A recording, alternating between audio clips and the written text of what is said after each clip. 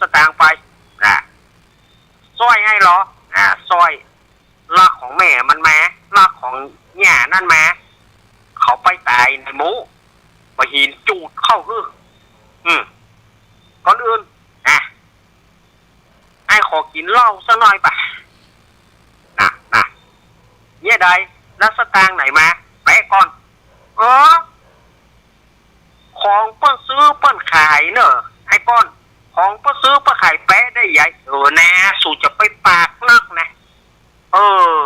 ขอแปะหน่อยเถอะแหล่งใดแหล่งเครียดนะสู่หูก่อเครียดตายยังไปหาบ้านหาจองเมียตัวดีลูกตัวดีมีพายุสักคนเดี๋ยวนี้ฮะปะหินจูดเทือนจนบ่นเหลวหมดไปเดี๋ยวนี้เดี๋ยวขอใส่เหล้าก่อนแล้วก็ไปเล่น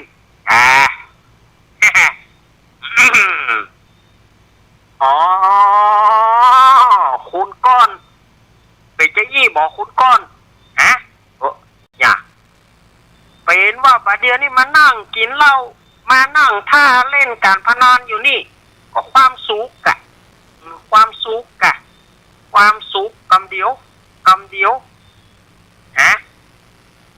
แล้วหูก็ว่าลูกเมียเป็นอย่างไรลูกเมียเนี่ยอย่างลูกเมียเป็นจะได้หูพ่องก็หูตัวพ่องก็หูมันอย่างเมียมันก็อยู่ส่วนเมียกะลูกมันก็อยู่ส่วนลูกมันกวนโอ้ยกะนี่จะเจอแหละมันจะลวกไปทางหน้านี่เนี่ยพ่องไอ้เมียหากะชิงนั่นน่ะอย่างใดประเด็นนี้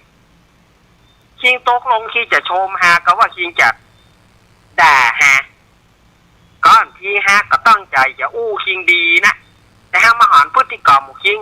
ฮะบ่ชมน่าจะด่าป่านพอค่อยๆเตะหน้าคิมซ้ำไอ้หย่องคิงด่าฮะเรื่องหย่องบ่เดียวเนี่ยบ่ด่าจะได้คิงหูก็ลูกเมียคิงได้กินอย่างลูกเมียคิงอยู่อย่างใดหูก็หาไปหู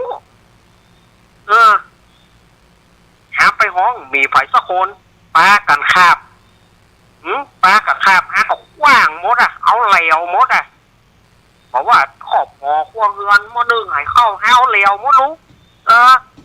ใจป่อแฮะเอาเหลวหมดน่ะมันจะลวกไปทางหน้านี่หมีเมียฮากะคิงนั่นแหละแล้วคิงหูก็ลูกคิงกินในอย่างตึงวันนี่ก็กินเยอะแม่มันมีเนาะแม่มันก็เลี้ยงกะมาเกี่ยวอย่างกับฮาก็กินเหล้าข้าวบอลธรรมดาของฮากะเนี่ยมันกวนมันจะโซนตีนล้าวเขากำดิกะนั่งนี่ให้เจ้าอู้ทุกฟังนั่งไอ้นี่คิงมาบังคับหาได้นั่งลงคิงนั่งลงแบบเดียวนี้นั่งก็นั่งไปนั่งแล้วตั้งอกตั้งใจฟังให้ดีตะกี้คิงขว้างเฮือนคิงไม่ก่อแม่งหาขว้างเฮือนฮะในฐานที่เขาคาบลูกคาบพระกับบะหินจูดเหลวตึงเฮือนก็พกถ้าคิงหูว่าเมียคิงปิกมาครอบหอครัวเงินบะเหลืออย่างสักอย่างแล้วคิงหูว่าเมียคิงอย่างใดว่าเป็นยังไงเสือกขาบฮะลูกในเมื่อขาบก็ต้องเจออย่างนี้กะคิงนั่งนี่ไอ้ก้อนคิงนั่งฟังฮะนี่คิงขว้างเฮือนคิงลูกเมียคิงปิกมามีอย่างประเดี๋ยวนี้เมียคิงช็อกขอบอกคือคิงว่าเมียคิงประเดี๋ยวนี้เมียคิงตายเมียคิงช็อกตายแล้วคิงกึดก็ว่าลูกคิงอยู่อย่างใดคิงกึดก็เมียหาตายคิงฟังก็ดีเพื่อสมองหมาปัญญาควายของคิงเนี่ยจะสว่างขึ้นมาพ่องเมียคิงตายเพราะการกระทำของคิง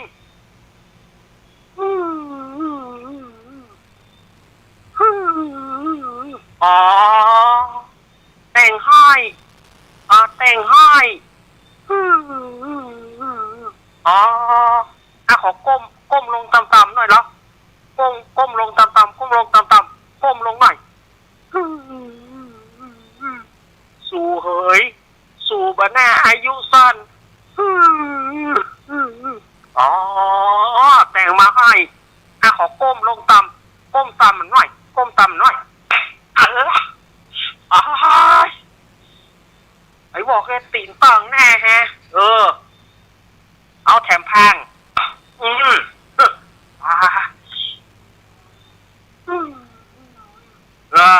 มาทำมาให้นี่ไปให้ไก่ตีนแฮะเอาโอ๊ตมาได้สู่เหยอายุสู่สั้นยี่น้ำเหลือเป็นพ่อข้าปล่อยตัวเป็นทาสอารมณ์ข้าปล่อยตัวเป็นทาสเหล้าข้าติดเหล้าติดการพนันข้าทำเพื่อตึงวันนี่สูและลูกบ่มีความสุขกายสุขใจ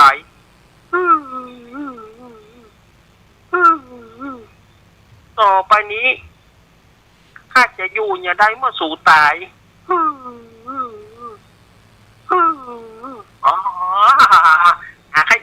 ให้ของวางหน้ามันสักกำล้อให้ของวางหน้ามันสักกำล้อภายกู้คนที่เป็นธาตุอารมณ์ของเราเป็นธาตุอารมณ์ของการพนันจะไปยังผมนี่เนอะคือตึกผมเนี่ยเนอะเมาชีวิตเสียเวลาเมาสุราเสียความสำคัญเมาการพนันมดตัวคบเพื่อนชั่วมดความดีขอภัยจะไปเอาอย่างผมนี่เนอะภัยจะไปเอาอย่างผมเนี่ยเนอะจะไปเอาอย่างอี้เนอะ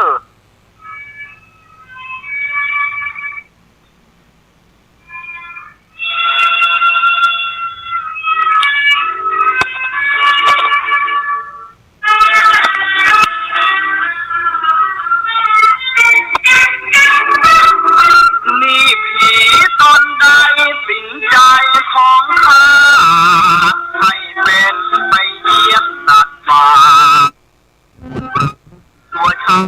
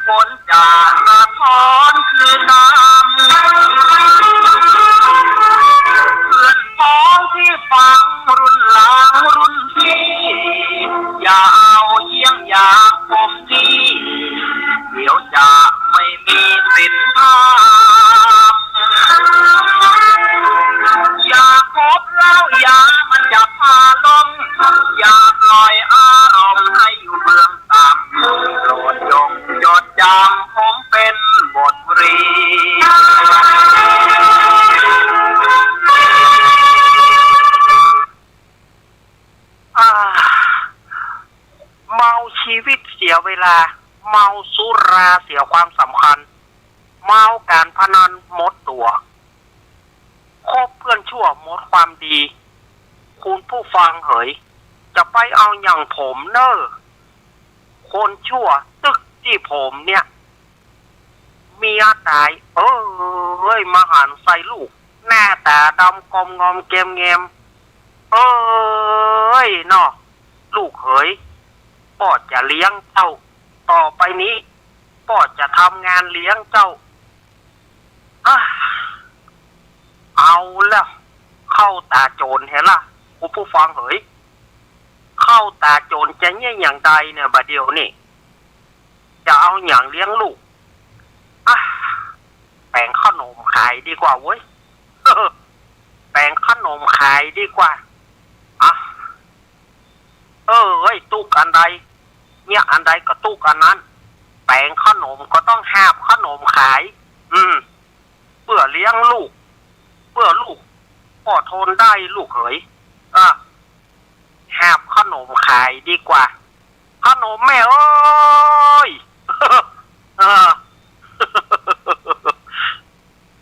ขนมแม่เอ้ยหาบขนมขายดีกว่าเนาะผู้ฟังเหยหาบขายดี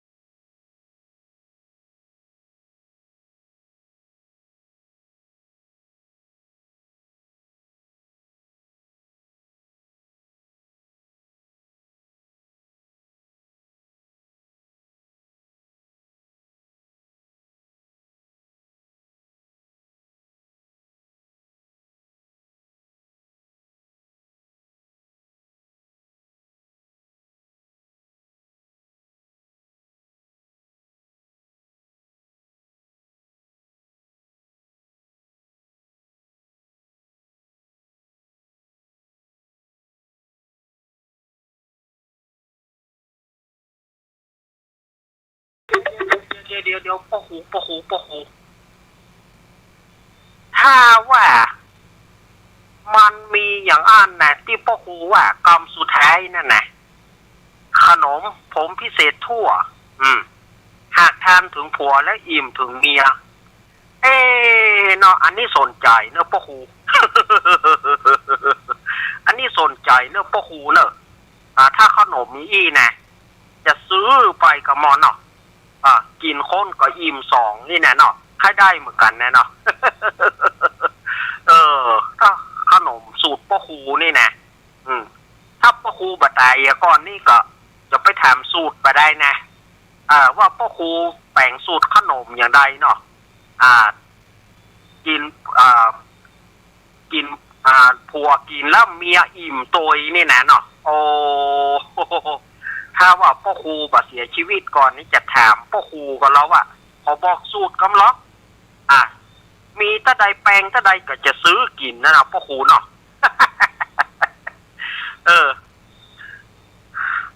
เพลงนี้บัดต่ำกว่า60 ปีเนาะสถานญาติโยมเพลงพ่อกาขนมปลากริม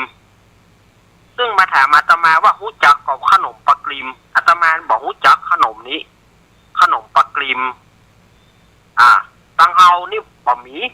แต่มันจะมีตังภาคกลางภาคอื่นนี่น่าจะมีอยู่เปิ้นเขาว่าพ่อกาขนมปลากริมสมัยหาบขายถ้วยเดียวบาทเดียวพ่อครูนะพ่อครูถ้วยเดียวบาทเดียวยังไม่เดียวมันไปได้แล้วหูบ่มีก็หาคนหาบขนมขายเอ็นเอเนาะ ฟังละครกันไปก็ฟังกันไปม่วนๆอย่าไปคิดไอ้หยังนักเนอะ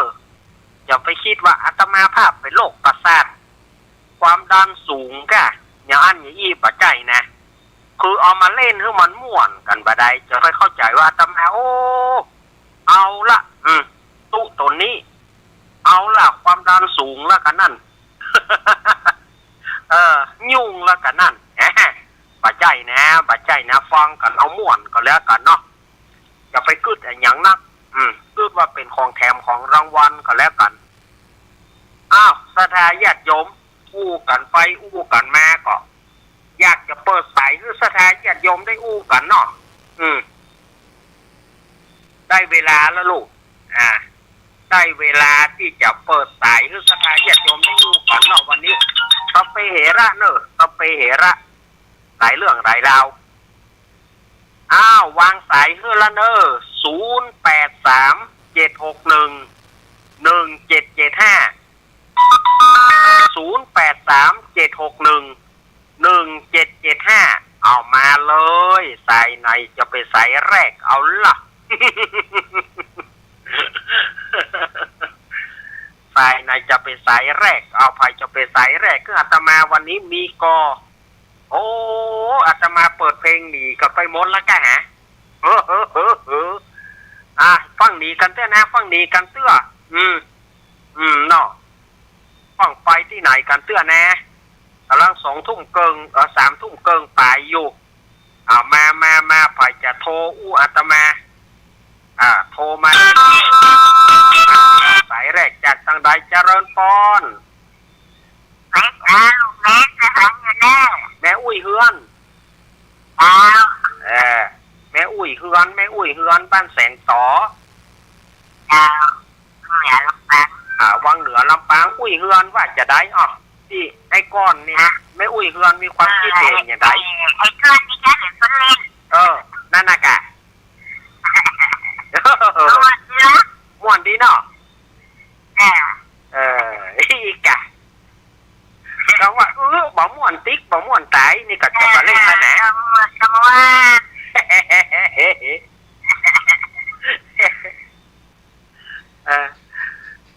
ขอได้แล้วต้องวนมาน้ำตาไหลน่ะน่ากะน้ำตาไม่ใจเด้อขอบคุณอุ้ยเฮือนขอบคุณแม่อุ้ยเฮือนบ้านแสนต่ออุ้ยเฮือนวังเหนือลำปางสายต่อไปเจริญพรพระสัตว์ข้ามหาเมตไตรอุ้ยอินใครหัวโตยเนาะ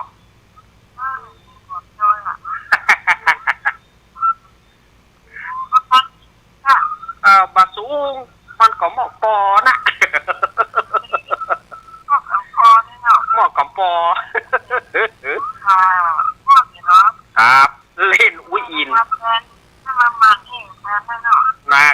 นะหมูว่ามีโอกาสแถมก็ ข้าวเราค่ะแต่ว่าคิดว่าเช้าค่ะ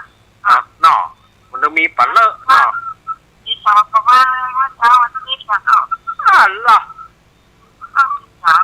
สองก็มาเลย ที่สองก็มาเลยอีไอ้ยาม่วนดีเนาะเย็นดีเนาะยินดีไม่อุ้ยนะอุ้ยยินครับแม่ทราบสะเมิงลำปางวังเหนือกับสะเมิงดูก็ต้องคนละเส้นต่างแล้วเนอะอุ้ย0837611775เอามีไหนอะตืดแต่กี้เข้ามาโลแต่กี้มีไหนอะมดเจริญปอนภาษาข้าวข้าว ป่อหลวงวิน เพื่อนละครคนเนาะ เนี่ยการพนันแต่มาเนี่ยคือคนร่ำรวยเนาะป่อหลวงเนาะ จริงเหรอเฮ้ย คือเติงหาป่อหลวงวินนะ วันนี้มาวันนี้ยังไง ฮะ วันนี้นะ มาวันนี้มาแทนท่านอาจารย์มหาสมชาติเพิ่นไปเข้าปริวัติสมชาติที่ไหนเลย เพิ่นไปเข้าปริวัติที่ไหนโอ้นะวันนี้นะ ฝากแล้วค่ะ ครับแล้วเปิ้นบัดได้อยู่เขาก็เลยเข้ามาแทนฟังอาหารหลายวันแบบฟัง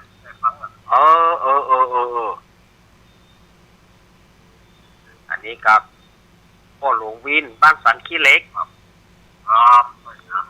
ยินดีพ่อหลวงเนอพ่อหลวงวินพ่อหลวงวินพ่อบุญธรรมมีไหนแฮพ่อบุญธรรมโทรมาพ่อง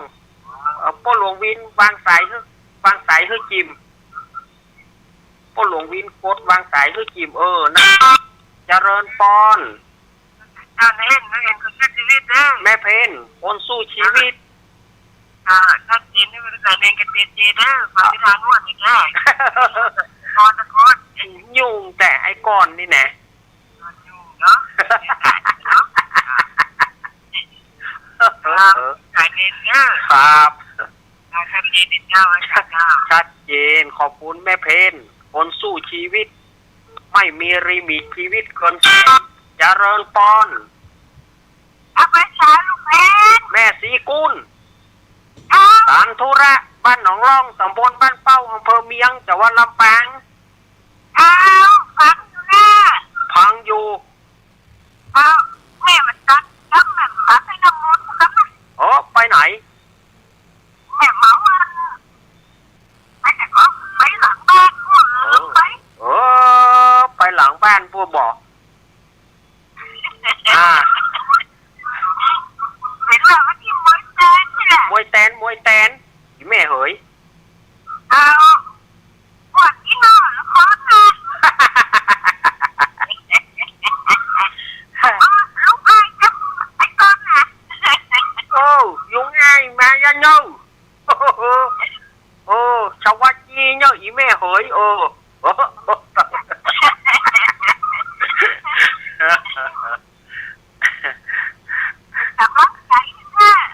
กำลังใจเนาะแม่สีกุลครับแม่สีกัดมือหน้ากางานป่วยหลวงธันวานี่มาเนอะนั่นแหละมันจะมีติดไปด้วยไฟหัวปากันมาเอาเหมารถเขาตึงมาเขาคะแนนว่าเขาเหมารถเขาตึงมาเหมารถเขาตึงมาโลและลูกกับมือหัวจะแตกแหละยินดีแม่สีกุลเนอะเจ้าแม่สีกุลวางสายให้จิมนั่นมีอยู่ก็0837611775ลำปางเชียงไฮ้นายก็ได้มาเลยวันนี้นะเปิดโอกาสคือตึงมดตึงมวลนะบอกว่าบอกเว้นบอกไว้ไผ่แล้วเจริญปอน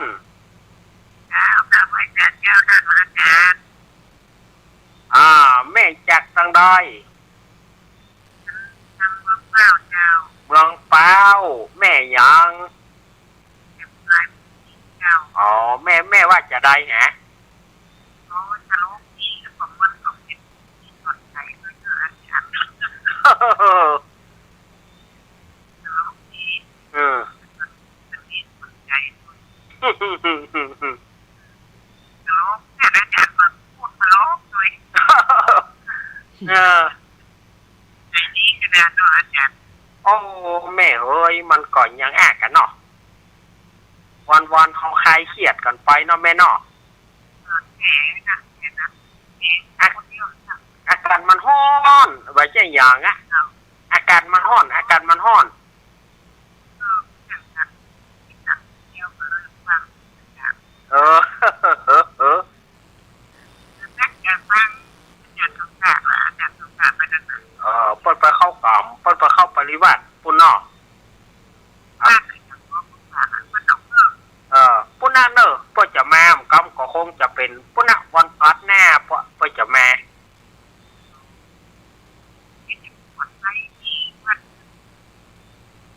ไว้หน้า กันนะว่านะ ที่บอกแข็งอะไร อ๋ออันนะอ้าวยินดีแม่เนอะอ้าวยินดีแม่นั่งเนอะเจ้าอ่า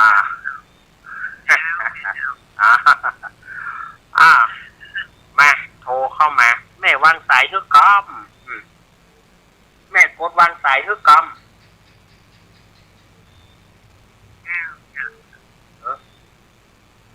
อ๋อแม่วางฮึตัวแม่กดวางฮึตัวนั่นกะกดวางฮึเจริญพรแม่พี่สมัย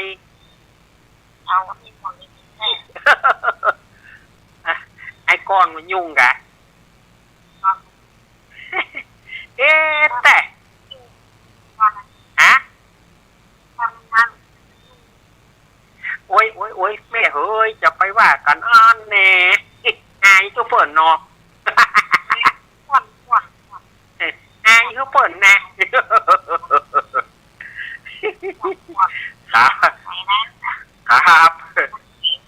ครับ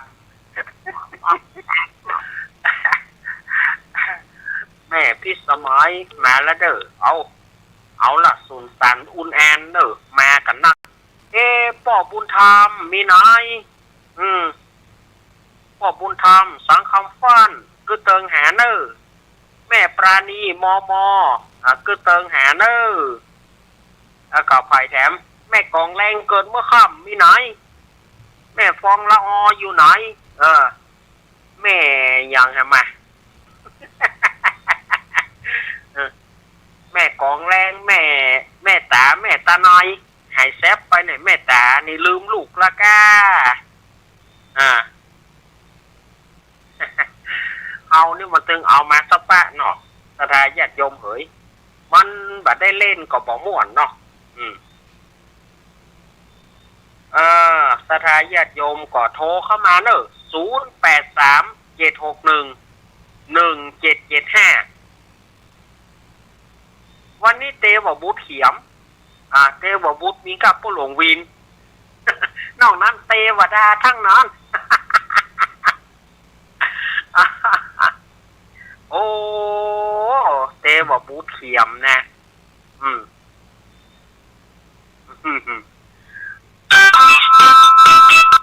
เจริญปอนเจ้าลูกนี้ โอ้อีแม่เอามาละแม่บุญหลงเอามาละแม่บุญหลงเอามาละอีแม่บรรลับเสื้อ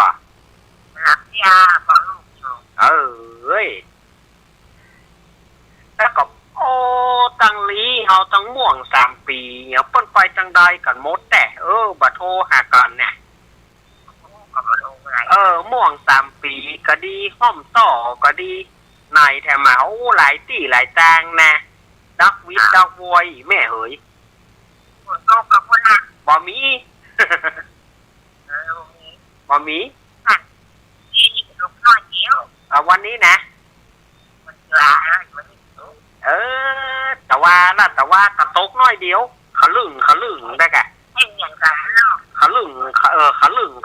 หายแซบไปเหีย มันอ่อนแล้ว ฮ้อนแถมแล้ว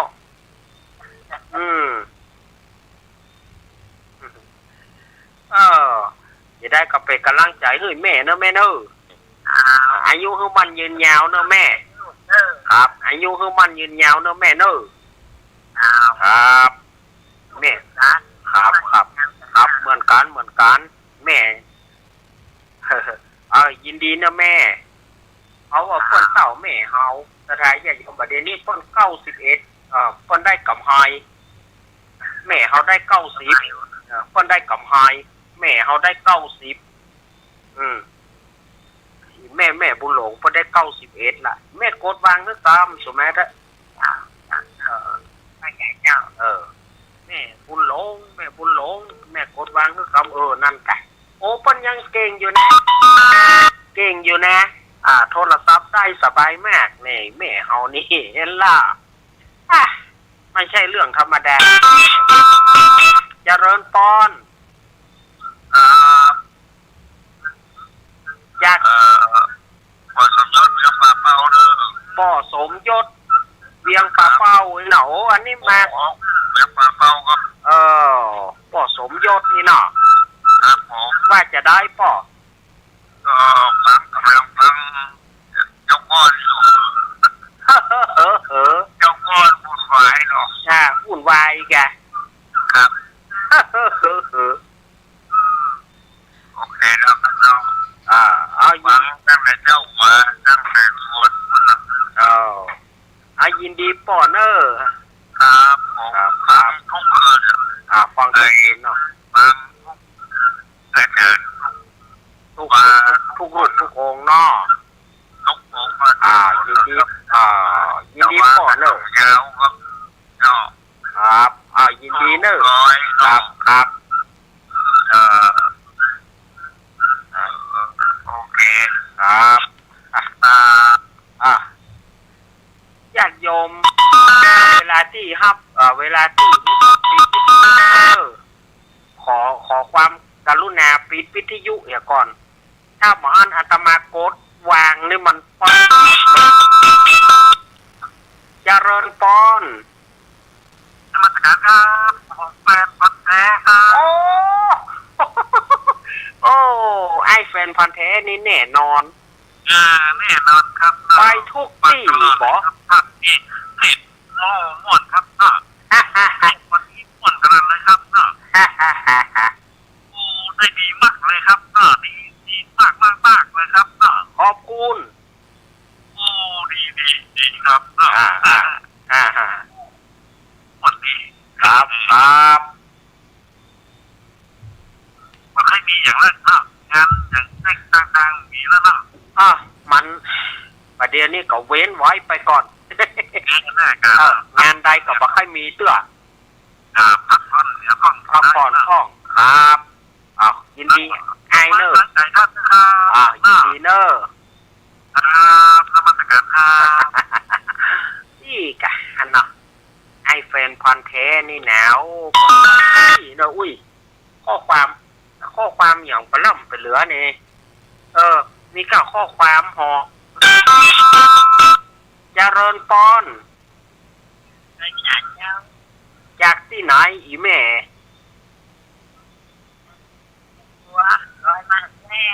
แม่บัวลอยเจ้าบัวลอยอย่างแล้วก็ดีใจแล้วเนาะอ๋อใจ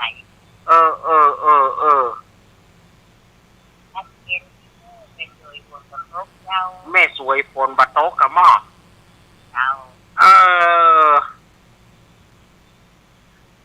มันเอาแล้วเวลาโอกาสเนาะไม่นอเราเอาเวลาและโอกาสก็แล้วกันเมื่อใดมันว่างก็มายินดีแม่เนอเจ้าแม่บัวลอยแม่สวยพวกกันเนอะเปิ้นอยู่แม่สวยพวกกันถ้าอยากยมโทรเข้ามา โทรเข้ามา0837611775 0837611775 เจริญปอนจะเคยจานแล้วเนี่ย โอ้แม่สุกเกี้ยวออกมาละมารับเสื้อหนอ เจ้าได้น้ำมนต์เลยแล้วนะ ได้น้ำมนต์แล้ว เจ้าน้ำมนต์ได้ฟังนิทานโดยเด้อเป็นกำลังใจและเป็นนะเจ้า เอาขอบคุณแม่สุกเกี้ยวเนอะ อยากไปจานนะเด้ ยินดี ฟัง เน เป็นกำลั อะ งใจนะเจ้านะ ยินดีเนอะยินดีเนอะ จ้าสาธุสาธุสาธุอ้าวนะแม่สุกเกี้ยวสอนศรีนุสรณ์เจริญปอนโอ้ไอพงมาแล้วไอพงมาแล้วฮะครับ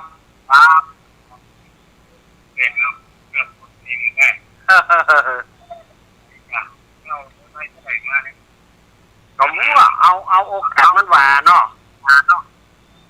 ครับเอาขอบคุณไอพงเด้อครับไอพงป่าสร้างโอ้มาละอีกแกบ้านก้อยยังกันอู้กันม่วนเนาะเจริญปอนน้ำไม่สา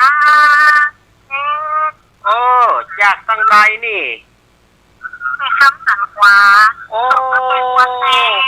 แม่คำสันขวางพะเยาโอ้ขวางแม่ใจพะเยาขวางแม่ใจพะเยาโอ้แม่รถเบอร์โทรจะจู่เลยมันกำลังได้เดียวนี่โอ้กำลังได้นี่นะ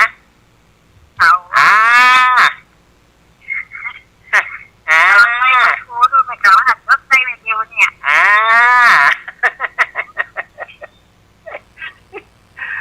กำลังได้นี่เนาะ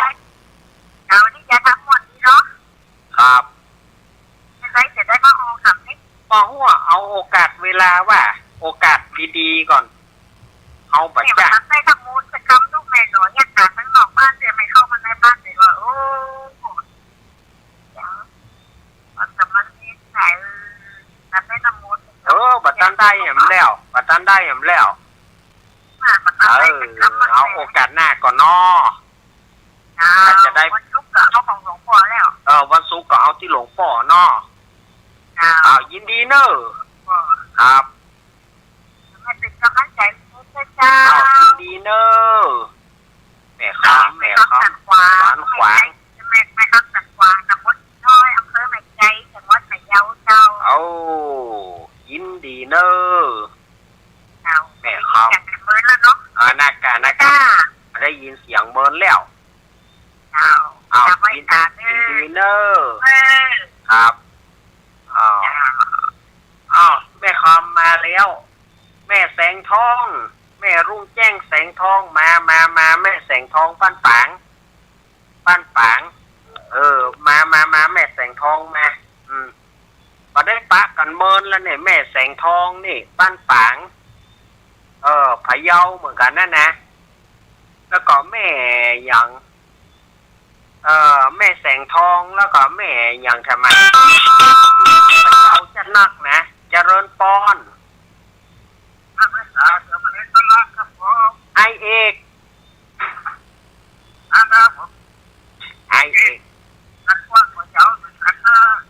พะเยาเหมือนกันแน่ไอเอกมา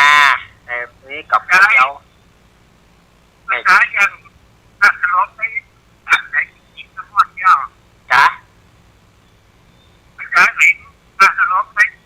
ไหนกินว่าธาตุอารมณ์เนาะที่อันนิยายเรื่องธาตุอารมณ์เนาะครับมันแล้วรักแล้วมาเนี่ยมันทำไมมาว่าคือทักเยรุ่นเนี่ยเดี๋ยวมันจะทิ้งไปแล้วออกเด้อครับเน้นหลักในของหลักเป็นคนขายเนี่ยมันแล้วออกเด้อคน ขายเลือดเนาะ ทุกคนได้ยินถ้าเกิดทุกคนก็เพลงนี้นะ เพลงคนขายเลือดของพ่อครูไวยพจน์เนาะครับมีโอกาสแล้วจะเอามาเล่นแหมเนาะเอายินดีไอเอกเนอร์ครับไอเอกพะเยาเนี่ยก็ม่วนแต่ละวันนี้นะไอเอกพะเยามากันแล้วเนาะมีโยก็หาอาจจะเวลาจะบ่มีเลี้ยวอาจจะเร็วเห็นคนเฒ่าบ่เห็นคนเฒ่าคนแก่บ่อาจจะเร็วเวลาจะบ่มีแล้ว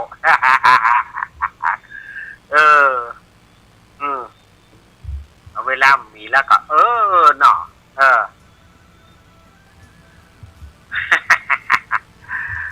อาตมาบัดใจหยังนะสถาญาติโยมเล่นหรือสถาญาติโยมม่วนอกม่วนใจกันบ่ได้สถาญาติโยมมีความสุขไข้หัวกันได้อาตมาก็ไข้หัวได้นั่นเนาะไอเอกไอพงอันนี้หนึ่งในทีมงานธรรมะคลายเครียดเนาะไอเอกไอพงลูกมาเที่ยวไงโดนติ๊กไปหรอจะโดนป้อนโอ้เราได้ก็ได้ไอ้ยังนี่ไข้หัวยังมาเดนี่จากตั้งได้แม่พ่อนะแก่เจ้าแม่ยังแม่บุญนัดเจ้าแม่บุญนัดอีกอะแม่บุญนัดเด็กท่านนะแก่แม่เมาะแม่เมาะลำปางเนาะเจ้าโอ้ทั้งเด็ดทั้งตลอดอ่ะทั้งนักเตะเจ้าพุทธะใส่ตอนแล้วเนาะวันนี้ม่วนดีจะลุกพี่น้องให้จัดอย่างเขาขอบคุณนะแม่หมดเวลาของลูกเนนพอดีเนอะขอบคุณเนอะมาเวรถแต่ว่าหมดเวลาหมดแต่ละอันนี้อาตมาฮับใส่ปล่อยมาได้แล้วนะฮับใส่ปล่อยมาได้ละหมดเวลาอาตมาปีช่วงแล้วนะก็อาตมาจะได้นำรายการอำลาสถาญาติโยมไปก่อน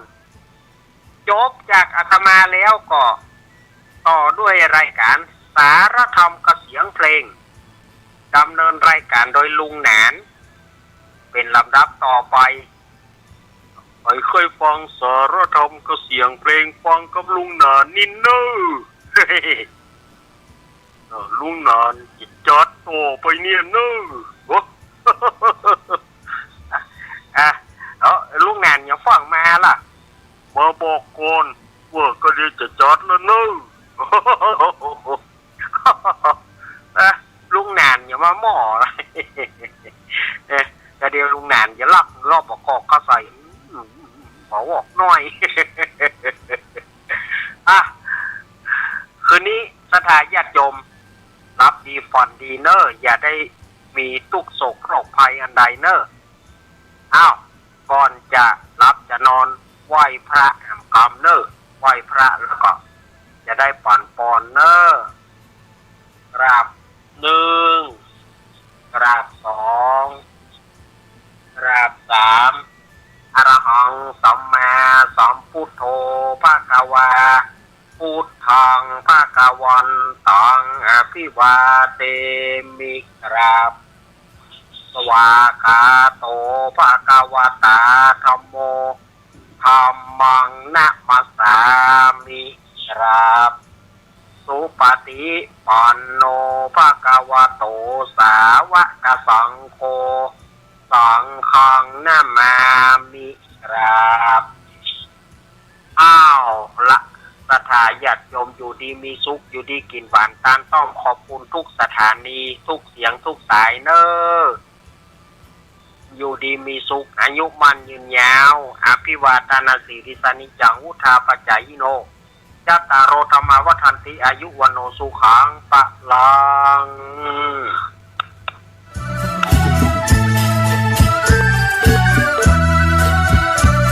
จากที่สูงเรียก1669กระดูกหักเรียก1669บาดเจ็บกระดูกสันหลังเรียก1669ไฟฟ้าช็อตเรียก1669ไฟไหม้น้ำร้อนลวกอย่างรุนแรงเรียก1669จมน้ำเรียก1669ถูกยิงเรียก1669ถูกแทงเรียก1669อุบัติเหตุจราจรเรียก1669ช็อกหมดสติเรียก1669ปวดท้องกล้าฉุกเฉินมีน้ำเดินตกเลือดเรียก1669เจ็บป่วยฉุกเฉินและบาดเจ็บจากอุบัติเหตุเรียก1669รวดเร็วปลอดภัยมีประสิทธิภาพบริการ24ชั่วโมงจนเครียดกินเหล้าจนเครียดกินเหล้าจนเครียดกินเหล้าจนเครียดกินเหล้าจนเครียดกินเหล้าจนเครียดกินเหล้าก็เลยยิ่ง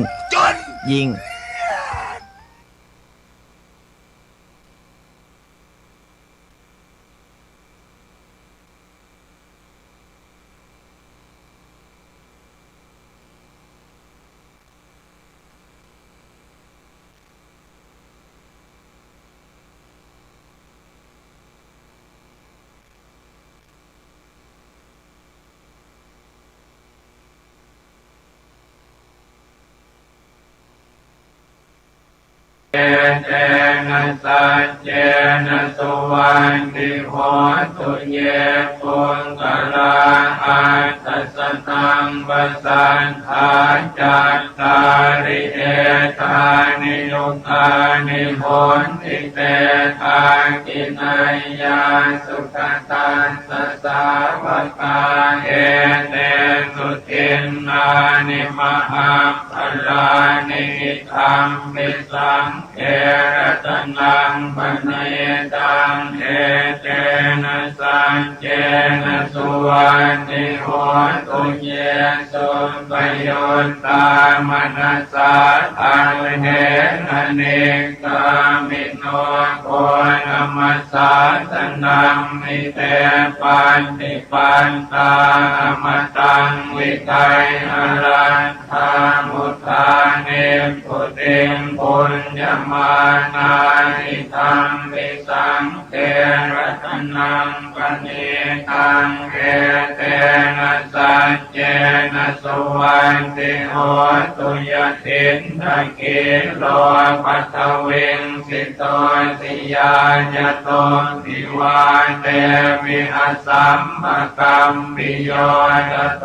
ปมังสัพปุริสังวัฏฐามิโยอริยสัจจานิอเวชปัสสติธรรมปิสังเขรัตนังปเนตังเอเตนะสัจเจนะสุวันติโหตุเยอริยสัจจานิวิภาวยันติตัมธีระปัญเยนะสุเตสิตานิกินจาวิเตโหนติปุสัพพมันตานะเตภวังอันธรรมมาทิยันติธรรมปิสังเขรัตนังปเนตังเอเตนะสัจเจ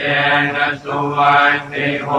ตุสหาวัสสะทาสนะสัมปทายตยานสุธรรมาจหิตาภวันติสังกายติทิวิติเกจิตัญญสีลังปตังวาทิยทัตติกินจิจตัวภปาเยหิจเวปโมตโตสัจจาริธานานิอภาโตกาตุงอิธัมปิสังเขรัตนังปเนตังเอเตนะสัจเจนะสุวันติโหตุกินจาปิโสกัมมังกโรติปาวกังกายเยนะวาจายุทธเจ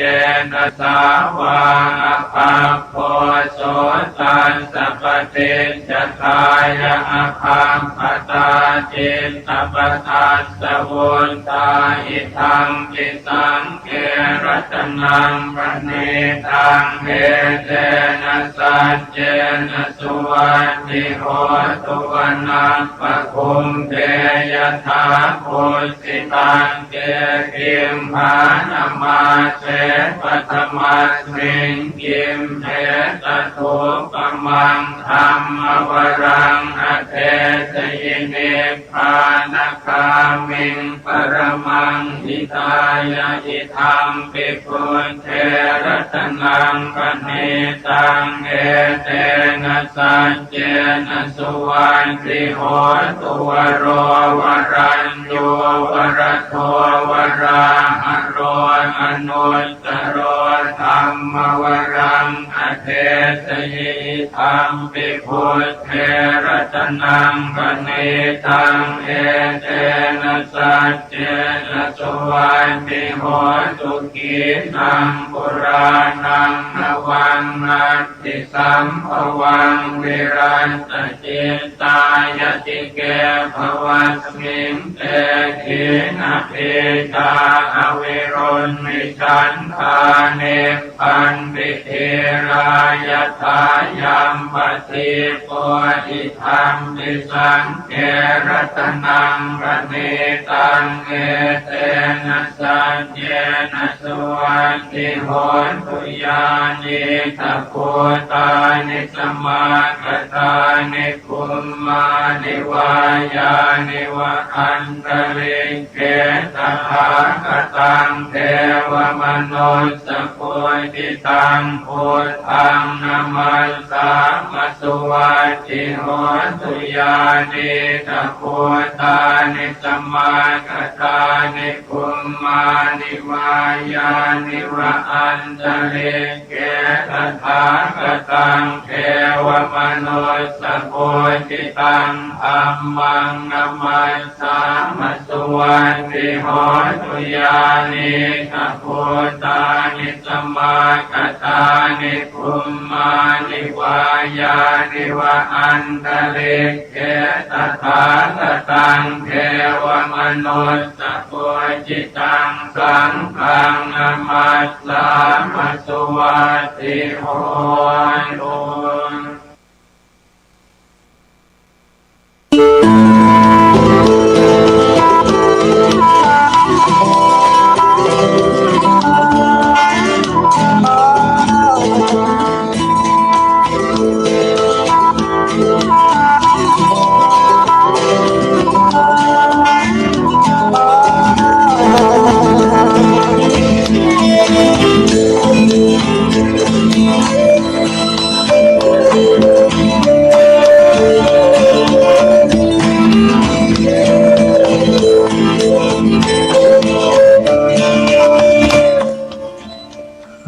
ว่าเฮาปล่อยให้โชคดีที่เฮาได้รับอยู่นี้ผ่านไปโดยบ่ได้ทำมาหยังสมกับที่มีโอกาสดีเกิดมาเป็นมนุษย์พบพระพุทธศาสนาเมื่อถึงแก่การกิริยาตายจากชาตินี้ไปการที่ว่าจะได้ปิกมาเกิดเป็นมนุษย์เหมือนในชาตินี้แถมในฐานะที่เป็นปุถุชนคนมีกรรมอยู่อย่างอี้ย่อมเป็นโอกาสที่จะพึงได้โดยยากนักหนาปราชญ์ทั้งหลายย่อมกล่าวว่าบรรดามนุษย์ที่ตายไปจากมนุษยโลกนั้นเขาตั้งป้ากันไปสู่อบายภูมินักกว่าสุคติภูมิอุปมาเหมือนขนงัวกับเข่างัวคือมนุษย์ทั้งหลายที่ทำการกิริยาตายลงไปทุกวันนี้เขาป้ากันไปเกิดในจตุรบายภูมิโดยไปเกิดเป็นสัตว์นรกในนิริยภูมิพ่องไปเกิดเป็นเปรตในเปตติวิสยภูมิพ่องไปเกิดเป็นอสุรกายในอสุรกายภูมิพ่องและไปเกิดเป็นสัตว์เดรัจฉานในติรัจฉานภูมิพ่องต่างไปเกิดในอบายภูมิทั้งสี่นี้มีปริมาณมากมายเท่ากับขนงัวส่วนมนุษย์ที่มีโชคดีได้ปิกมาเกิดเป็นมนุษย์ในมนุษยโลกและจะได้ไปเกิดเป็นเทวดาในเทวโลกอันเป็นสุคติภูมิมีปริมาณน้อยยิ่งนักเทียบได้กับเข่างัวเต่าอัน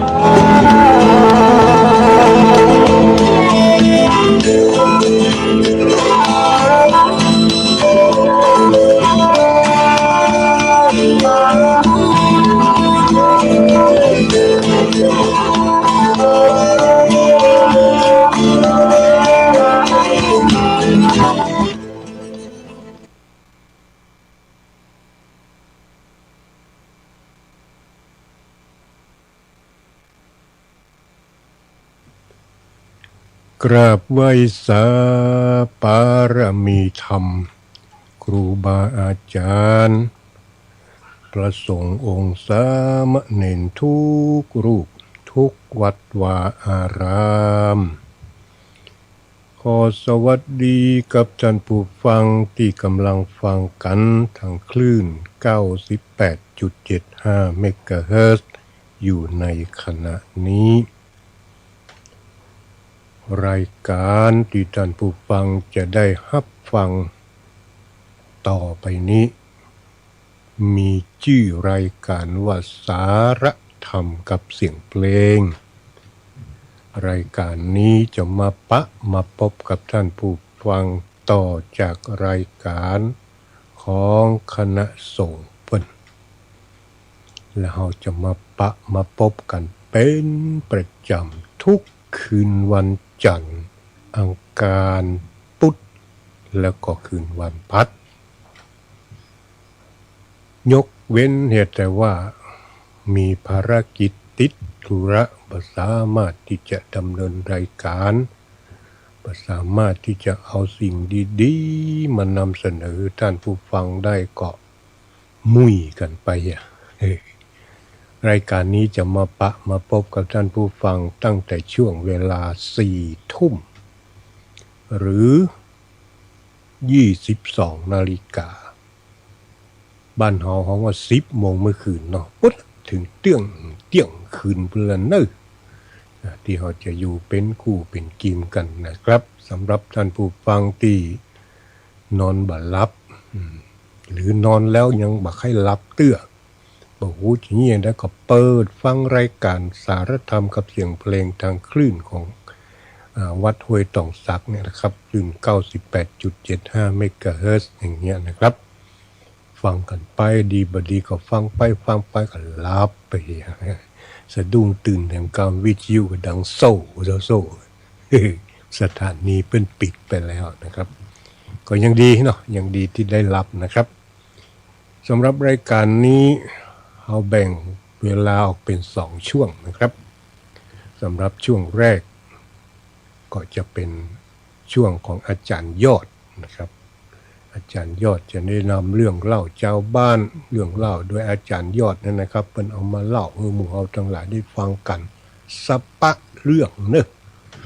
มีทุกอย่างบอกว่าจะเป็นเรื่องกรรมเรื่องเวรเรื่องบุญเรื่องบาปเรื่องผีมีหันหมดนะครับก็ฟังกันไปก็ม่วนกันไปนะครับเนาะ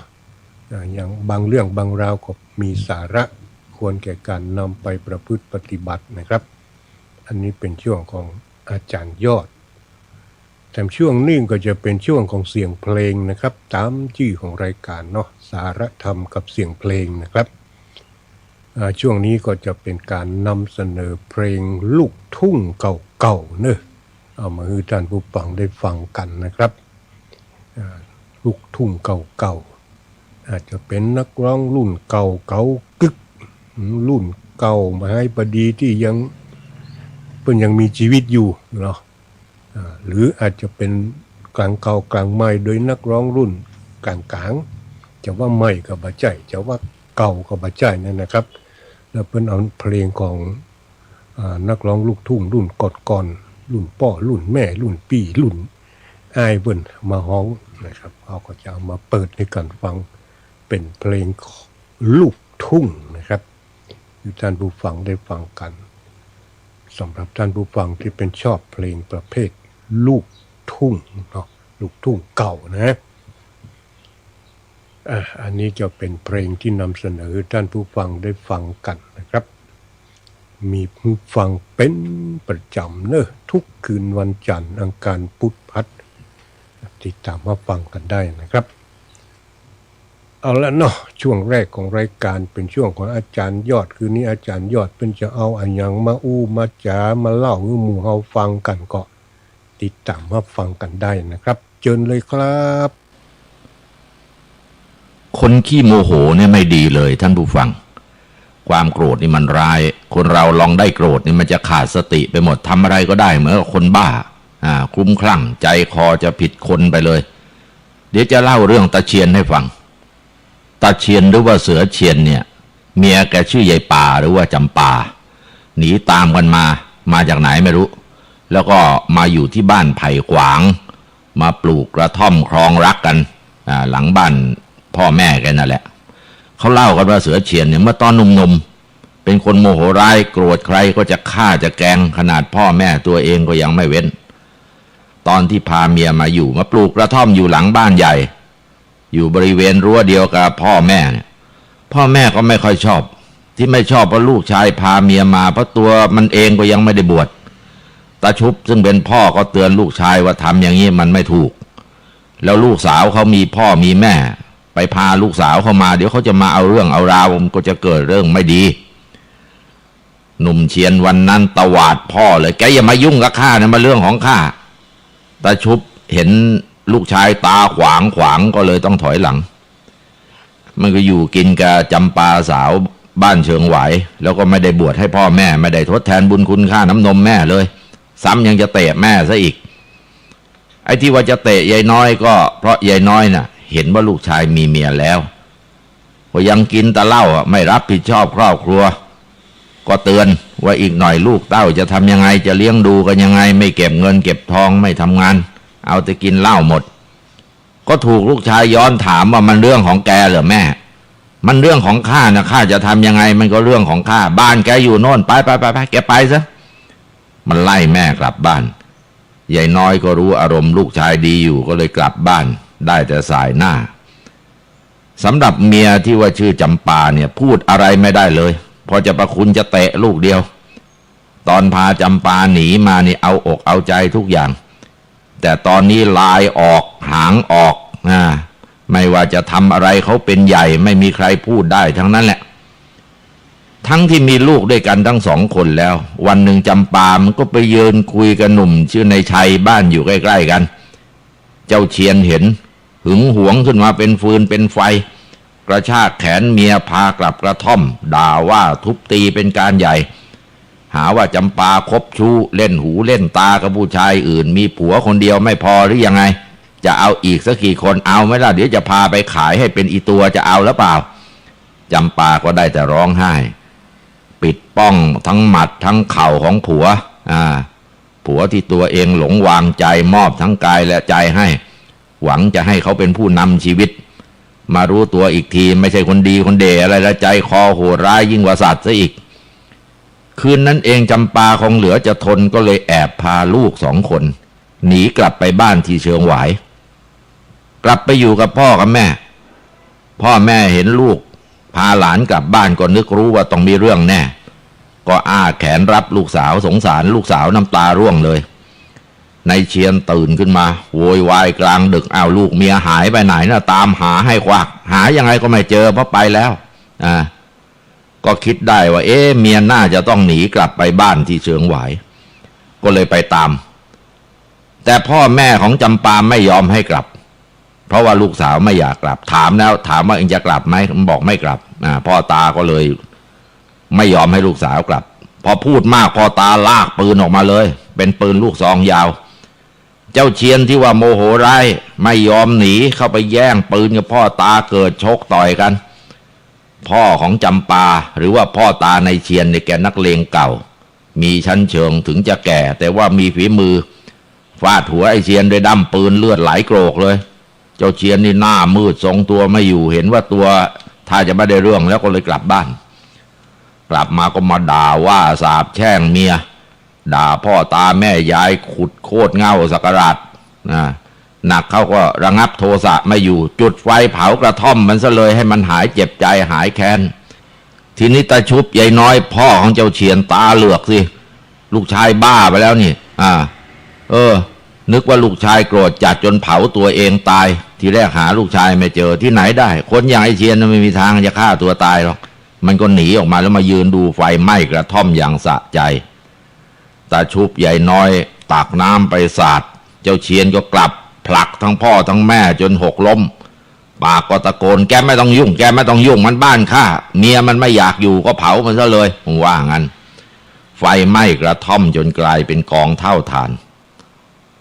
ไหม้แล้วตัวเองก็ไม่มีที่อยู่แล้วทีนี้ ก็มาอยู่กับพ่อแม่กินข้าวของพ่อแม่การงานก็ไม่ทำไปง้อเมียก็ไม่ยอมกลับเมียไม่กลับก็ไปยืนด่าเมียด่าพ่อตาแม่ยายหน้าบ้านเขาพ่อตาก็พยายามอดทนอย่างหนักทนไม่ไหวก็ลากปืนออกมายิงเปรี้ยงขึ้นฟ้าเจ้าเชียนได้ยินเสียงปืนก็กลัวเพราะรู้ว่าพ่อตาเนี่ยเอาจริงคนใจเด็ดเผลอๆได้ยิงเอาจริงๆเลยหนีมา2 วันก็ไปใหม่ตอนหลังเขาว่าไปดีคืออ่อนเข้าไปหาพ่อตาก็ให้เขาสาบานว่าจะไม่ทำอย่างเก่าอีกก็กล้าสาบานว่าจะไม่ทำจะเลี้ยงดูจำปาแล้วก็ลูกๆให้ดีที่สุดถ้าผิดคำสาบานก็ขอให้ฟ้าดินลงโทษว่าอย่างนั้น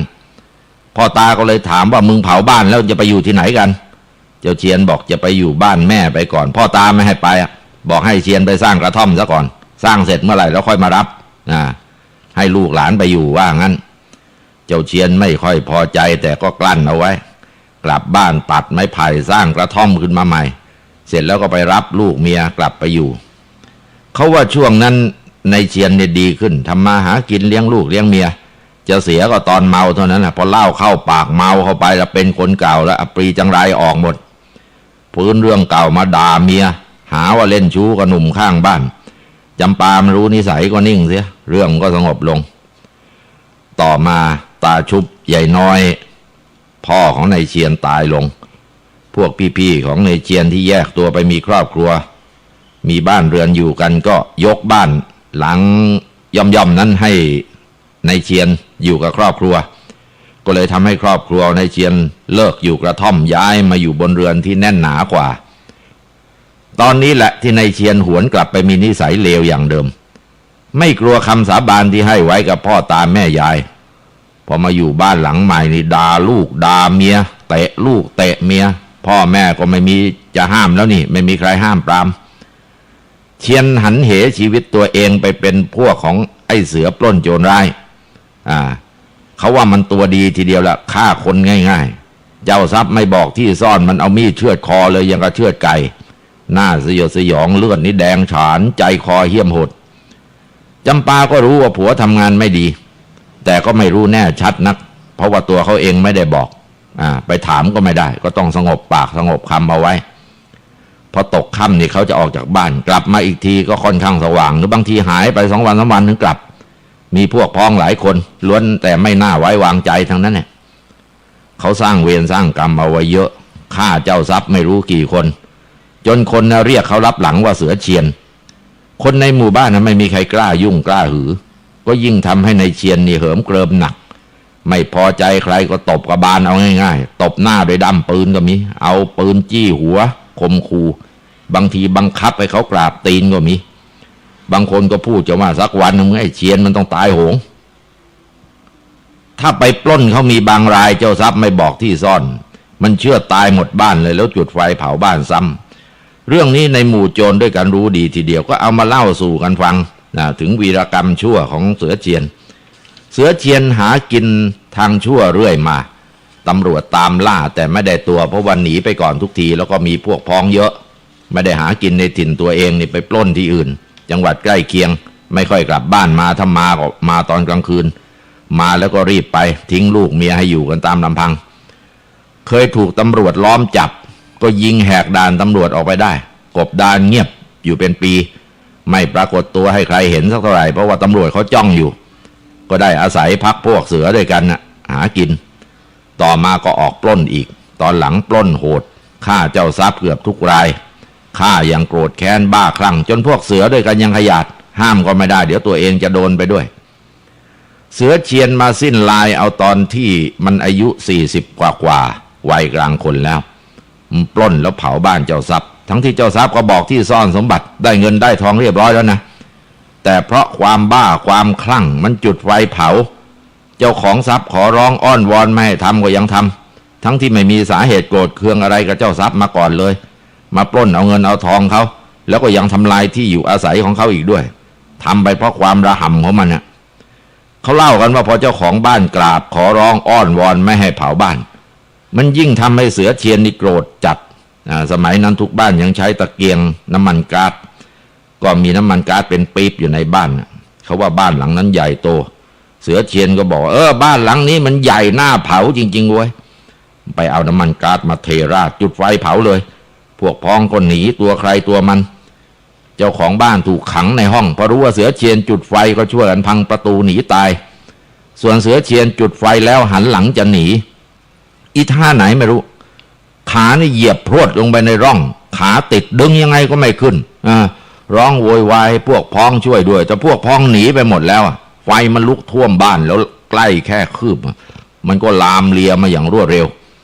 เขาบอกว่าไฟเนี่ยมันเผา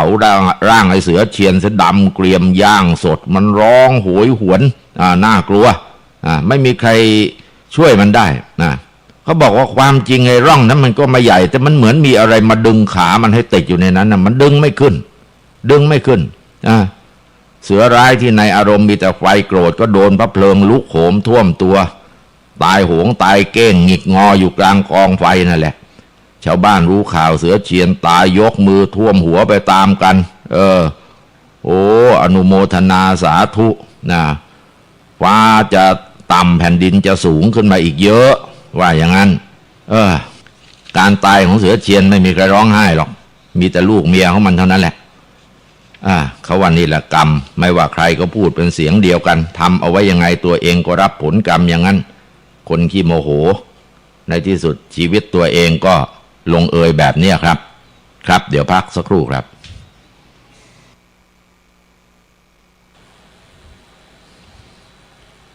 ทะเทยะปุริโสทานังแปลว่าเกิดเป็นคนควรให้ทาน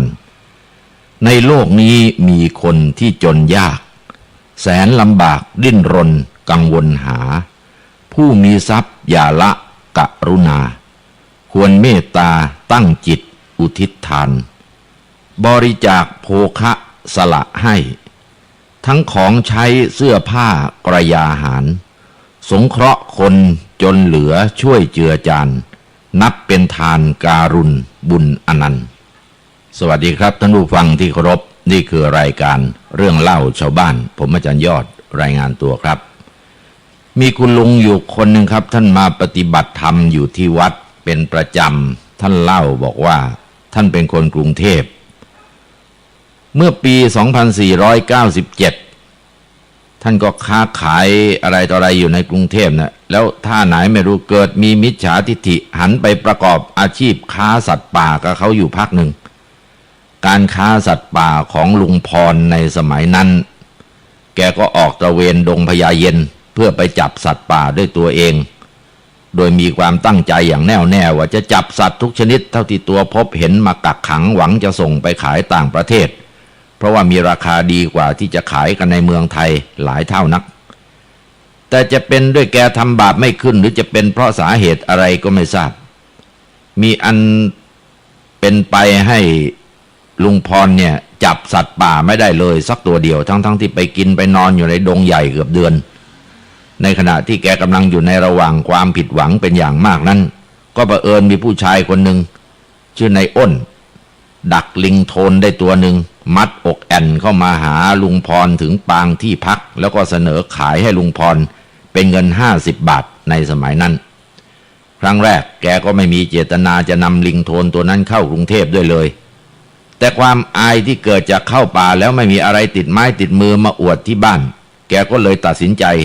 ซื้อลิงของนายอ้นนี่ใส่กรงเหล็กที่เตรียมนำมานี่ขนขึ้นรถโดยสารสายโคราชกรุงเทพกลับในวันรุ่งขึ้นการที่แกนำลิงโทนออกจากป่าดงซึ่งเป็นที่อาศัยอยู่กินของเขาพรากจากลูกจากเมียเขาแล้วก็นำมากรุงเทพเพื่อขายใครก็ได้ที่มีเงินจะรับซื้อนั้นเป็นบาปกรรมอันมหันต์ที่สนองแกอย่างไม่มีวันลืมเลือนทีเดียวลางบอกเหตุไม่สู้จะดีเริ่มตั้งแต่วันแรกที่แกนำลิงตัวนั้นมาถึงบ้านก็ปรากฏว่าภรรยาของแกไม่ได้อยู่บ้านเช่นปกติเมื่อถามใครต่อใครก็ไม่มีใครรู้ว่าภรรยาไปธุระที่ไหนเมื่อไหร่จวบจนกระทั่งรุ่งขึ้นอีกวันหนึ่งเธอก็ยังไม่กลับมาให้เห็นหน้าลุงพรก็เที่ยวโทรศัพท์ไปตามบ้านญาติพี่น้องตลอดจนเพื่อนฝูงของเธอก็ไม่มีใครให้คำตอบแกได้สักคนในระหว่างที่แกกำลังว้าวุ่นใจอยู่นั้นเด็กทางบ้านก็นำลิงขึ้นรถแท็กซี่ไปเที่ยวตะเวนขายไปทั่วไม่ว่าเขาดินหรือว่าพ่อค้าสัตว์ป่า ไปจนหมดทุกหนทุกแห่งก็ไม่มีผู้ใดรับซื้อ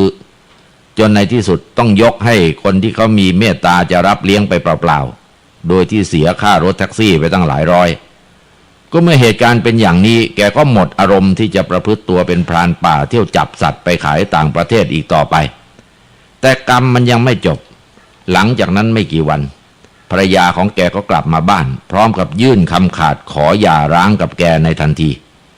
เหตุผลของภรรยาก็คือไม่สามารถจะอยู่ทนทุกข์ทรมานเพราะความยากจนกับแกได้อีกต่อไปประการหนึ่งก็คือเธอได้ที่พึ่งใหม่แล้วเธอว่าอย่างนั้นความเลวร้ายในสถานการณ์ส่วนตัวของลุงพรอย่างนี้ยังความเจ็บปวดให้แกจนสุดจะทนได้ก็ตัดสินใจจูงมือภรรยาไปทำการหย่าร้างที่อำเภอณบัดนั้นเลยแล้วแกก็หิ้วกระเป๋าใส่เสื้อผ้าออกจากบ้านโดยเสียสละให้บ้านนี่เป็นที่อาศัยแก่อดีตภรรยาแกต่อไปส่วนแกน่ะจะไปตายดาบหน้าเองจากนั้นแกก็ระหกระเหเร่ร่อนไปปักใต้ทะลุไปถึงเกาะสลายจังหวัดสตูลแล้วก็ไปล้มป่วยด้วยโรคไทฟอยด์จนสลบสลายไม่ได้สติดีแต่ว่าได้เพื่อนเขาพาลงเรือนำส่งโรงพยาบาลประจำจังหวัดซึ่งมีผู้อำนวยการเนี่ยเป็นเพื่อนนักเรียนเก่าบำบัดรักษาถึงได้รอดตายมาได้ความทุกข์ทรมานที่ต้องพลัดพรากจากของรักของหวงครั้งนี้กินเวลายาวนานนับปีถึงค่อยบรรเทาแล้วก็กลับมาเป็นมนุษย์มนากับเขาได้อีกครั้งหนึ่งเมื่อแกหันมาสนใจในธรรมะภายหลังจึงได้ทราบว่าเป็นผลแห่งกรรมที่แกไปพรากลิงโทนจากลูกจากเมียเขานั่นเองและเป็นผลกรรมที่ติดตามมาอย่างรวดเร็วเกินกว่าที่แกจะคาดฝันไม่แต่เท่านั้นในเวลาต่อมาแกก็ได้ทราบข่าวว่าในอ้นคนที่จับลิงมัดไพร่หลังอกแอนมาขายให้แกเกิดอุบัติเหตุตกต้นยางถึงกระดูกสันหลังเดาะต้องเดินอกแอนอยู่ 2-3 ปีก็ตายด้วยความทรมานนี่แหละคือผลกรรมที่แกประสบมาด้วยตัวเองเมื่อครั้งยังเป็นหนุ่มชะกัน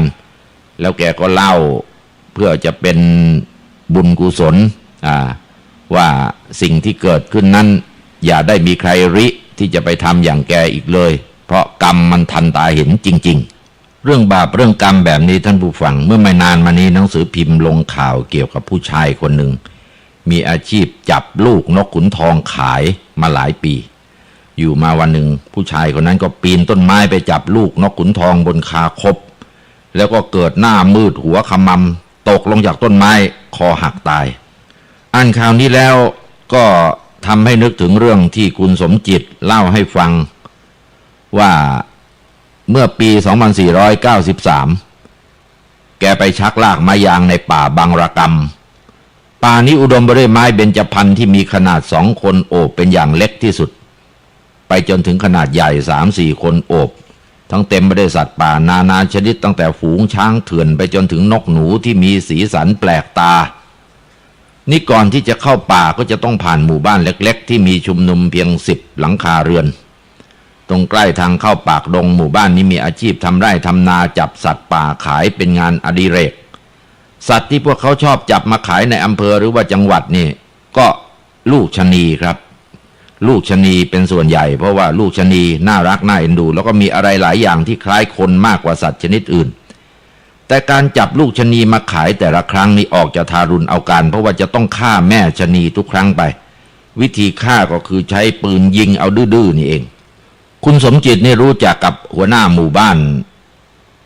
เพราะว่าหัวหน้าหมู่บ้านเนี่ยเขาอาศัยรถลากไม้เข้าอำเภอคนหมู่บ้านนี่เรียกเขาว่าพี่กล่ำกันทุกคนพี่กล่ำเล่าให้ฟังว่าการทำไร่ทำนาที่นี่ออกจะลำบากเพราะว่าฝนฟ้าไม่ตกต้องตามฤดูกาลไม่รู้ว่าเป็นด้วยเหตุอะไรทั้งที่อำเภอหรือก็ฝนชุกแต่ว่าที่นี่กลับไม่มีฝนชาวไร่ชาวนาที่อื่นเนี่ยทำไร่ทำนาได้ผลสมบูรณ์ทุกปีแต่ว่าหมู่บ้านของแกกลับยากจนขัดสนหนักพอข้าวกล้างามๆกะว่าจะลงปลูกในปีนี้เอาให้เต็มที่สักทีฝนก็มาแล้งซะอีกทั้งที่ชาวไร่ชาวนาทางอำเภอซึ่งก็ไม่อยู่ไกลจากพวกแกเท่าไหร่เลยกลับมีน้ำสมบูรณ์ด้วยเหตุนี้ชาวบ้านหมู่ของแกก็เลยต้องจับสัตว์ป่ามาขายพอประทังชีวิตไปวันหนึ่งเท่านั้นพอดีในขณะที่พี่กล่ำแกกำลังพูดคุยกับคุณสมจิตอยู่นั้นรถก็เพิ่งจะแล่นออกจากหมู่บ้านไม่ถึง5 กิโลเมตร คุณสมจิตก็เหลือบไปเห็นพระธุดงค์องค์หนึ่งกำลังแบกกรดเดินอยู่ริมทางข้างหน้ารูปหนึ่งก็รีบจอดรถนิมนต์ท่านขึ้นมานั่งข้างหน้าเพราะว่ายังมีที่เหลือพอจะให้ท่านโดยสารไปได้ครั้นรถออกวิ่งไปได้ชั่วครู่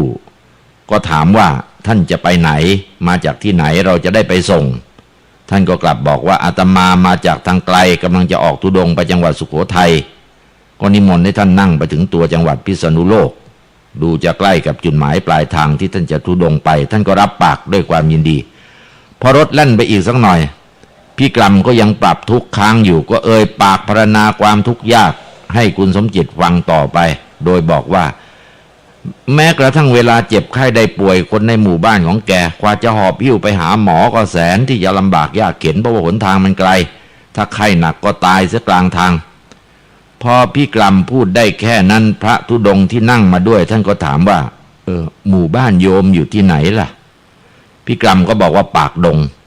ท่านก็นิ่งไปชั่วครู่แล้วก็ถามว่าทำไร่ทำนากันหรือเปล่าล่ะโยมพี่กลัมก็บอกว่ากำลังเล่าถึงความทุกข์ยากของคนหมู่บ้านของแกให้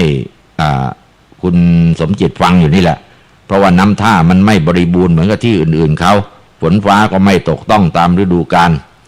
คราวนี้พระธุดงค์ท่านนั่งเงียบมานานครั้นรถลากไม้มาถึงตัวอำเภอบางระกำที่พี่กลัมจะลงพระท่านก็เอ่ยปากกับพี่กลัมบอกว่าโยมอาตมาดูแล้วนะอยากจะช่วยโยมสักหน่อย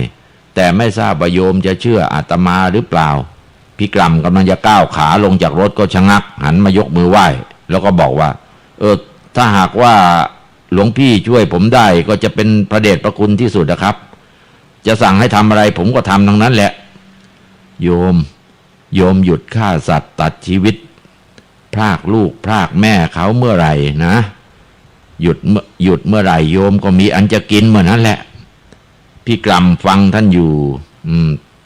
ในตาค้างเลยยังไม่เคยเล่าให้ท่านฟังถึงอาชีพที่พวกตนจับลิงจับชะนีขายแม้แต่คำเดียวแล้วทำไมท่านรู้อีกปีหนึ่งต่อมาคุณสมจิตต้องกลับไปลากไม้ที่ป่านั้นอีกครั้งเพราะปีที่แล้วฝนลงชุกเผอิญก็ได้เจอกับพี่กลัมแกก็วิ่งหัวร่อร่าเข้ามาหาด้วยความดีใจหลังจากถามสารทุกข์สุขดิบปันชั่วครู่พี่กลัมแกก็บอกว่านายจำคำพูดที่พระธุดงค์องค์นั้นท่านบอกหรือเปล่าคุณสมจิตก็พยักหน้า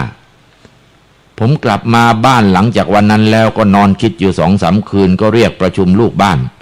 แล้วก็เล่าให้พวกเขาฟังถึงคำตักเตือนของพระธุดงค์รูปนั้นแล้วในที่สุดพวกเราก็พลอยเห็นดีที่จะลองทำตามคำแนะนำของท่านแล้วนายรู้เปล่าว่าพวกเราเป็นยังไงก็ไม่เจอตั้งปีจะไปรู้ได้ยังไงพี่กลัมก็นี่เดี๋ยวนี้พวกเราทำนาได้ข้าวเหลือพอจะขายให้โรงสีคนละเกวียน2 เกวียนแล้วนะถ้าคนไหนทำมากก็เห็นจะเหลือกินละคุณสมจิตฟังพี่กลัมพูดแล้วอดขนลุกไม่ได้เพราะว่าถ้าเราไม่บังเอิญพบพระธุดงค์ในวันนั้นพี่กลัมกับพวกก็คงจะจนอีกนานก็ถึงอยากจะบอกกับท่านผู้ฟังทั้งหลายว่าการฆ่าสัตว์ตัดชีวิตการพรากลูกพรากเมียเขาเป็นกรรมที่บดบังความเจริญของชีวิตทีเดียวละครับถ้าใครละได้เลิกได้สมควรที่จะระงับทันทีมิฉะนั้นท่านอาจจะไม่มีโอกาสได้พบแสงสว่างของชีวิตเอาเลยทีเดียวนะครับเดี๋ยวพักสักครู่ครับ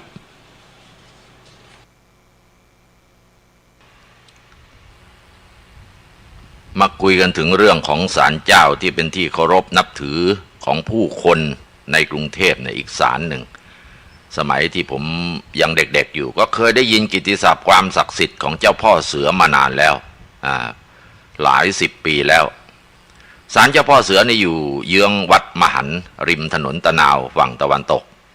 กล่าวกันว่าเป็นศาลเจ้าที่มีชื่อเสียงโด่งดังมาตั้งแต่กรุงเทพมหานครสร้างเสร็จใหม่ๆชาวบ้านในแถบถนนตะนาวแพร่งสรรพศาสตร์หรือว่าบริเวณใกล้เคียงต่างให้ความเคารพนับถือในความศักดิ์สิทธิ์ของเจ้าพ่อเสือมากใครไปบนอะไรไว้ก็มักจะได้รับความสำเร็จเสมอเพราะฉะนั้นภายในศาลเจ้าพ่อเสือนี่จะคลาคลุ้งไปด้วยกลิ่นธูปควันเทียนที่มีผู้คนมากราบไหว้แทบทั้งวันอีกทั้งหมูเห็ดเป็ดไก่ที่มีผู้คนนำมาแก้บนหลังจากที่เขาได้รับในสิ่งที่ตัวมาบนบานแล้วก็มีเป็นจำนวนมากนอกจากนำสิ่งของมาแก้บนแล้วก็ยังมีการแสดงงิ้วแก้บนแต่ว่าเป็นงิ้วที่ไม่ได้แต่งชุดนอกจากใช้เสียง แสดงประกอบดนตรีเหมือนกับที่เราเห็นละครชาตรีที่มารำแก้บนที่ศาลเจ้าพ่อหลักเมืองที่หลวงพ่อโสธรหรือว่าหลวงพ่อวัดบ้านแหลมนั่นแหละองค์หลวงพ่อเสือจะเป็นรูปปั้นประดิษฐานอยู่บนแท่นในชุดเครื่องแต่งกายนักรบจีนเต็มยศปิดทองเหลืองอารามนอกจากรูปของเจ้าพ่อเสือแล้วก็มีรูปปั้นเทพเจ้าองค์อื่นๆของจีนประดิษฐานอยู่ในนั้นรวมทั้งพระบรมรูปของรัชกาลที่5ด้วยตามประวัติศาลเจ้าพ่อเสือแห่งแรกนี้ไม่ได้ตั้งอยู่ตรงนั้นหรอกสถานที่ที่ตั้งปัจจุบันเนี่ยนะครับแต่ว่าตั้งอยู่ซึ่งจุดหนึ่งตรงไหนก็ไม่รู้ครั้งกระโน้นยังไม่ทันมีถนนตั้งแต่สมัยนั้นตั้งมาจนกระทั่งถึงรัชกาลที่4ก็ทรงมีพระราชประสงค์จะตัดถนนรุ่นแรก3สายในกรุงเทพคือ1ถนนเจริญกรุง2ถนนบำรุงเมืองและ3ถนนเฟื่องนครถนนเจริญกรุงกับถนนบำรุงเมืองเนี่ยตัดไปตามความยาวของเมืองแบบถนนในกรุงศรีอยุธยาส่วนถนนเฟื่องนครนี่เป็นถนนตัดขวางผ่านความกว้างของเมืองแบบเดียวกับถนนในอยุธยาเหมือนกันในถนนสายที่2คือถนนบำรุงเมืองเนี่ยจะต้องตัดผ่านเพื่อความสะดวกให้ยวดยานพาหนะผ่านสัญจรไปมาเพราะว่าบ้านเมืองมีแต่จะเจริญแล้วก็พัฒนาไปตามกาลสมัยถนนสายนี้จะต้องตัดผ่านศาลเจ้าพ่อเสือแน่นอนและแน่นอนละก็ต้องมีการรื้อศาลเจ้าพ่อเสือออกไปแต่ว่าศาลนี้เป็นศาลที่คนจีนในกรุงเทพร่วมแรงร่วมใจกันสร้างไว้เคารพกราบไหว้ด้วยความนับถือมาตั้งแต่ต้นกรุงรัตนโกสินทร์พระบาทสมเด็จพระจอมเกล้าเจ้าอยู่หัวทรงทราบดีว่าหากรื้อถอนศาลเจ้าพ่อเสือก็ต้องกระทบกระเทือนจิตใจของชาวจีนทั้งกรุงเทพมหานครแต่พระองค์ก็ไม่มีทางเลือกพระองค์ก็ทรงมีรับสั่งให้ฝรั่ง2กล้องเตรียมตัดถนนทั้ง3สายที่ว่านะและแน่นอนถนนบำรุงเมืองละก็จะต้องรื้อถอนศาลเจ้าพ่อเสืออย่างหลีกเลี่ยงไม่ได้รัชกาลรัชกาลที่4ก็ทรงมีพระราชดำริว่าทางราชการจะต้องสร้างศาลเจ้าพ่อเสือทดแทนให้ใหม่ตรงอาณาบริเวณอื่นที่เหมาะสมแต่ว่าคนจีนในสมัยนั้นไม่ยอมให้รื้อศาลโดยให้เหตุผลว่าศาลเจ้าพ่อเสืออยู่ที่เดิมดีอยู่แล้วเหมาะสมแล้วก็ศักดิ์สิทธิ์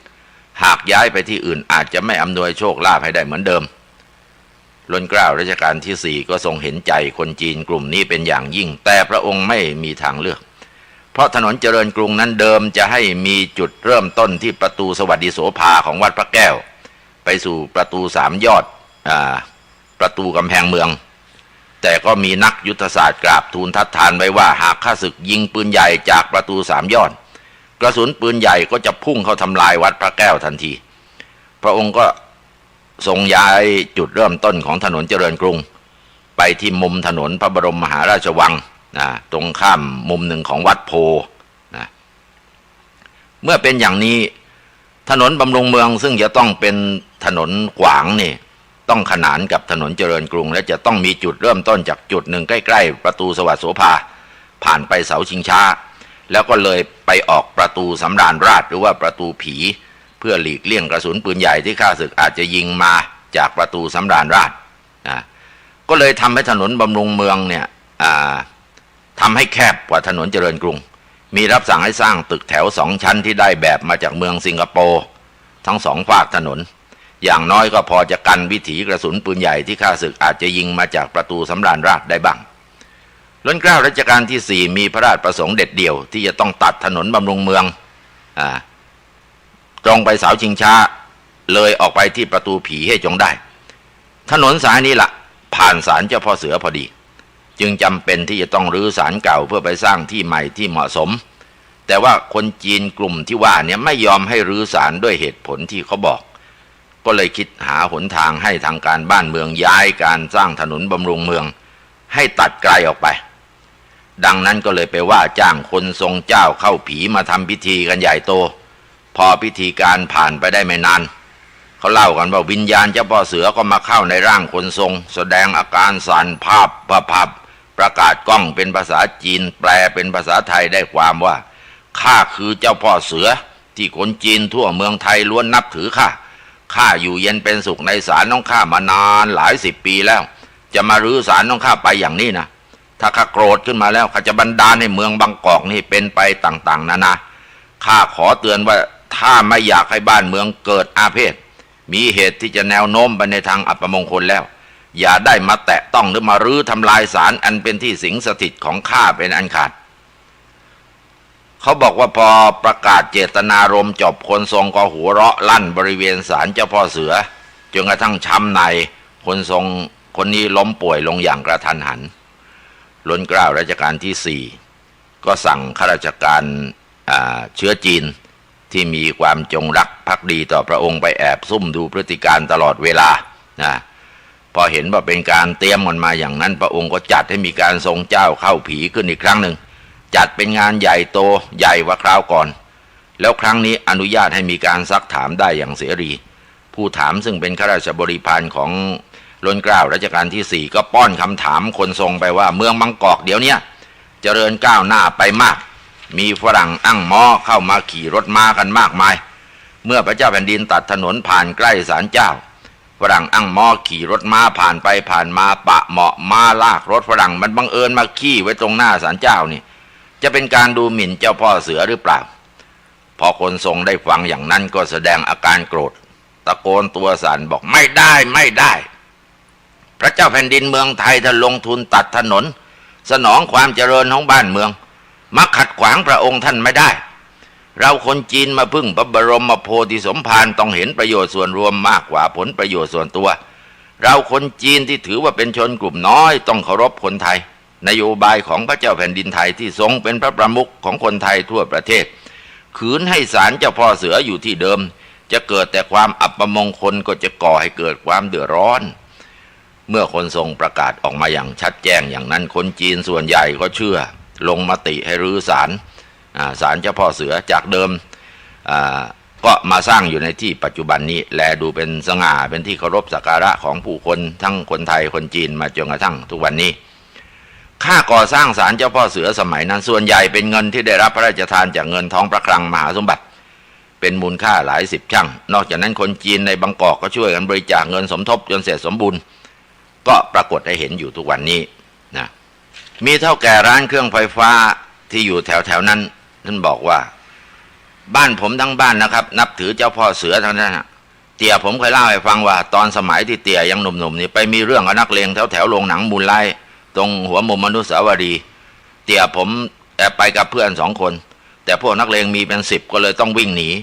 พวกมันก็วิ่งไล่ตามมาติดเตี่ยกับเพื่อนก็วิ่งกันปูเลงมาทางศาลเจ้าพ่อเสือก็ตะโกนบอกเจ้าพ่อช่วยด้วยเจ้าพ่อช่วยด้วยแล้วเสร็จแล้วเตี่ยกับเพื่อนก็หยุดยืนตรงซุ้มประตูหน้าศาลพวกนักเลงที่วิ่งตามมาติดกลับวิ่งผ่านเลยไปเหมือนกับมองไม่เห็นทั้งที่อยู่ห่างกันแค่คืบแต่พวกนักเลงพวกนี้กลับมองไม่เห็นเพราะฉะนั้นก็ไม่ต้องแปลกใจเลยว่าที่เตี่ยกับเพื่อนเตี่ยรอดมาได้คราวนั้นก็เพราะเจ้าพ่อเสือท่านแสดงอภินิหารบังตาพวกนั้นไม่ให้เห็นนะอันนี้คุณสมชายเจ้าของร้านเครื่องไฟฟ้าเล่าให้ฟังแล้วเล่าต่ออีกตัวผมเองนะหลังจากที่แต่งงานมีครอบครัวไปแล้วผมก็ย้ายไปอยู่แถวตลิ่งชันมีโอกาสเป็นต้องมาแวะไหว้ท่านอยู่เสมอติดขัดทำอะไรไม่สะดวกก็มาจุดธูปบอกกับท่านแล้วก็จะราบรื่นทุกครั้งเมื่อเร็วๆนี้ผมขายของไม่ได้เลยสักชิ้นหนึ่งบริษัทก็เร่งให้ทำเป้าให้ได้ผมก็มองไม่เห็นทางว่าจะทำยังไงผมก็เลยมาบนบานกับเจ้าพ่อเสือนี่ขอให้ช่วยดลใจผมขายสินค้าได้คุณเชื่อไหมแค่อาทิตย์เดียวผมทำทะลุเป้าเกินหน้าพวกเลยทั้งที่ก่อนหน้านั้นผมเดินเสนอขายสินค้าจนตีนพลิกเลยขายไม่ออกแต่พอมาบนไปเสนออะไรขายอะไรเขาก็ตกลงซื้อไม่มีเงื่อนไขนี่ผมก็ได้ค่าคอมจากขายเครื่องปรับอากาศขายแอร์ให้โรงพยาบาลที่เขาสร้างใหม่ก็เลยแวะมาแก้บนบริจาคเงินบำรุงศาลให้กับเจ้าพ่อศาลเจ้าพ่อเสืออยู่ที่ถนนตะนาวครับเยื้องๆกับวัดมหันต์ลงรถที่สี่แยกคอกวัวก็ได้แล้วก็เดินมาไม่กี่ร้อยเมตรก็จะเห็นศาลเจ้าพ่อเสือแล้วสิ่งที่สังเกตง่ายๆก็คือตรงหน้าศาลเจ้าพ่อเสือจะมีแม่ค้าขายของพวกผลไม้และของแก้บนต่างๆอยู่เต็มไปหมดสีเขียวสีแดงนั่นแหละครับศาลเจ้าพ่อเสือที่คนจีนทั้งกรุงเทพเขาไปกราบไหว้บูชากันเวลาหมดแล้วท่านผู้ฟังที่เคารพก่อนจากกันวันนี้ขออ้างเอาบทกวีของพระพิพัฒน์ปริยัตยานุกูลอดีตเจ้าวาดวัดชากมะกรูดกวีจังหวัดระยองแล้วก็กวีระดับชาติ ที่ท่านกล่าวว่าวโสอิสริยังโลเกแปลว่าอำนาจเป็นใหญ่ในโลกอำนาจนั้นเป็นใหญ่ที่ในโลกสร้างทุกโศกเหลือตรามหาศาลที่สร้างสุขก็มากยากประมาณสองสถานเห็นอยู่เป็นคู่กันคือคนพาลก่อภัยใช้อำนาจโลกจะขาดความสุขทุกมหันต์บัณฑิตใช้อำนาจฉลาดครันโลกสุขสันต์ทั่วหน้านิราภัยสวัสดีครับ